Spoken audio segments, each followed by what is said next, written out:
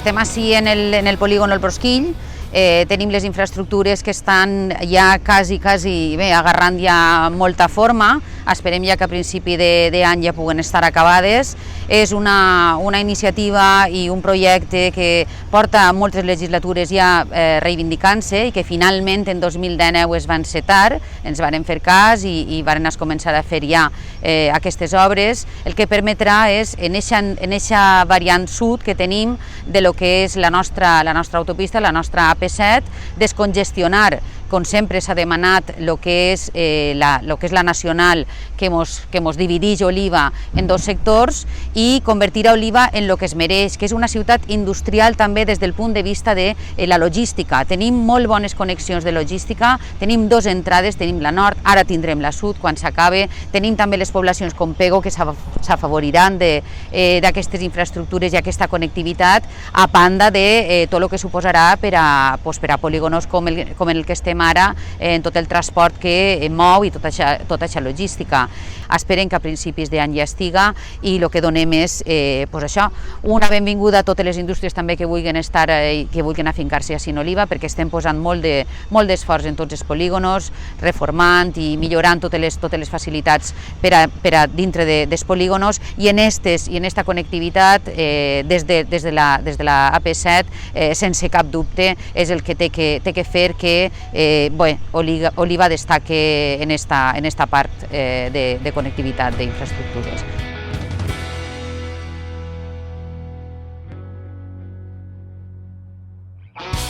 Des de Compromís per Oliva estem evidentment molt satisfets amb aquesta infraestructura que s'està realitzant ara i que pront veurem acabada. És una reivindicació històrica del nostre partit des de fa dècades i la veritat és que el temps ens ha donat la raó quan Compromís reivindicava que una altra circunvalació, una altra carretera no era necessària. Teníem al costat la AP7 que en el seu moment era de pagament i només calia eliminar els peatges i fer aquesta variant sud. Ara mateix aquestes dues condicions es complixen, la AP7 no té peatges i l'enllaç sud serà pront una realitat i el que li demanem al govern central és que això seguisca així perquè es demostrarà en breus que aquesta és la solució a nivell de mobilitat que Oliva necessitava per a descongestionar el trànsit rodat de dins de la població, per a oferir una millor connectivitat,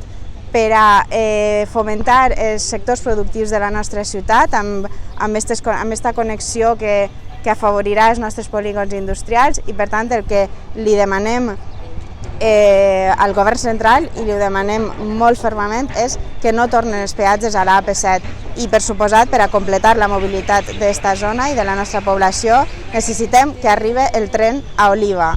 Necessitem aquesta infraestructura tant per a viatgers com per a transport de mercaderies. Necessitem que el tren de la costa arribi i que siga útil, que siga una infraestructura eficient. Per tant, aquestes propostes que ara es plantegen damunt la taula d'un tramvia, nosaltres volem que s'estudien molt bé i volem que no es renunci a aquest projecte del tren de la costa.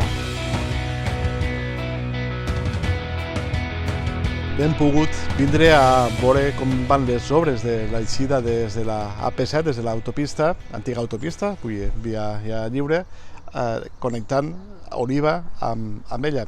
Nosaltres, aquesta aposta és la que teníem per a bona part dels municipis pels quals passa l'antiga autopista. Nosaltres pensàvem que la millor opció per a tots era una connectivitat directa. Són municipis que han pagat durant dècades el cost de tindre aquesta autopista, el cost ambiental, el cost territorial, el cost econòmic també.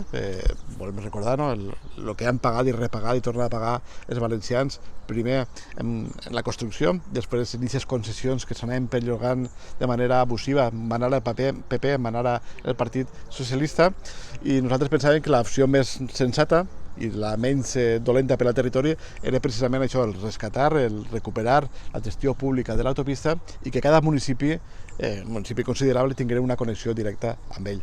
S'ha aconseguit i és important, s'ha aconseguit únicament a l'Oliva, però és molt important. Hem vist el polígon industrial, un polígon industrial que abans, si volies vindre de l'autopista per anar al polígon industrial, tenies que travessar el centre del nucli urbà d'Oliva. Això se superarà, això se solventarà amb aquesta eixida de l'autopista. Serà molt bo, es revitalitzarà segurament tota la part industrial, el polígon que hem vist i l'altre més xicotet que té Oliva. Serà un incentiu per a que les empreses puguen posar-se en aquest municipi, també per a que el municipi guanyi en seguretat i en tranquil·litat al veure com el trànsit també és fora del municipi, i volem que aquesta opció que s'ha fet per a Oliva també s'exporti a tots aquests municipis pels quals transcorre l'antiga autopista. I també el que és molt important per a nosaltres és que aquestes veus de sirena, no? Serien veus de lobo marino, que estan ja venent-nos, que encara que fa pocs mesos que tinguem l'autopista gratuïta, que ara ja se té que repensar tot, ara que els valencians ja no paguem autopistes, se té que repensar tot i tenim que començar a pagar peatges una altra vegada per usar totes les vies. El que volem reivindicar és que el que tenim que fer no és buscar invents, el que tenim que fer és aprofitar al màxim les infraestructures que tenim. Si tornem a fer l'APC de peatge, el que passarà és que molts dels camions que ara estan utilitzant aquesta APC de manera gratuïta buscaran alternatives i el problema que havíem solucionat tornarà a crear-se perquè hi haurà gent que buscarà com estalviar-se tindre que circular per aquestes autopistes que novament seran de peatge. És un pas cap darrere que pensem que no es poden permetre. Volem recordar que els valencians portem més de 40 anys pagant de manera injusta autopistes, mentre bona part del territori de l'Estat, gràcies també als impostos dels valencians, han tingut autovies gratuïtes en molt menys trànsit del que tenim nosaltres, i com a mínim si tenim que fer un replantejament global de que tenim que acabar un model on se tenen que pagar aquestes infraestructures en el moment que es posem al mateix nivell, és a dir, en el moment que la resta de l'Estat pagui el mateix que hem pagat nosaltres, ja podem començar a parlar. Però pensem que no és l'alternativa. I sobretot volem reivindicar en aquesta comarca la necessitat del transport ferroviari. Pensem que si hi hagués un tren en condicions, segurament les carreteres no anirien tan saturades com van. Estem parlant molt de lluitar contra el canvi climàtic, parlant molt de la necessitat de descarbonitzar l'economia, de que els combustibles estan en uns preus que són completament impossibles. L'aposta pel ferrocarril. Volem recordar que estem en una illa en quant a ferrocarrils. No hi ha connexió ferroviària a cap lloc. També entenem que això no té que ser una cosa que assumís la Generalitat perquè el govern central no vol assumir-la. Si no vol assumir el tema del ferrocarril, transferència d'infraestructures, però no comencem a posar pedaços i que tinguin que ser les administracions autonòmiques qui paguen allò que ens estigui pagant Madrid.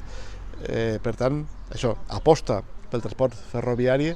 Volem el ferrocarril que arribi a Oliva, que la gent d'Oliva pugui desplaçar-se a les capitals o als pobles del costat en ferrocarril, i sobretot volem que aquest model, aquesta connexió directa des del polígon industrial, des d'Oliva fins a la AP7, també se pugui fer en la resta de territoris. És el que vam demanar ja fa mesos abans de que se rescatara la AP7, i volem que qualsevol poble tingui aquesta alternativa. Pensem que el més sostenible, el més sensat, i no començar a fer variants i fer noves infraestructures per a no aprofitar al màxim el que ja tenim.